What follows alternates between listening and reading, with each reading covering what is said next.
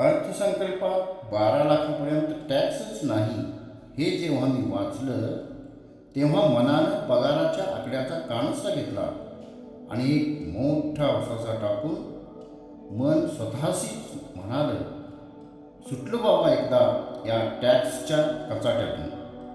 आणि हळू आवाजात, कोणाला ऐकू जाणार नाही अशा आवाजात मन स्वतःशीच म्हणतोय कसं, बरं झालं बाबा माझा पगार लाखाच्या वर नाही, नाहीतर टॅक्स नावाचं भूत ऐन महागाई मानगुटीवर बसायचं आणि ऐन उरुसाच्या माहीच्या जत्रेच्या महिन्यात काही नाही सुचायचं. असं लिहिलेलं वाचताना तुम्हाला मी एक सरकारी नोकरदार आहे हे नाही पटायचं, हे नाही पटायचं, हे नाही पटायचं.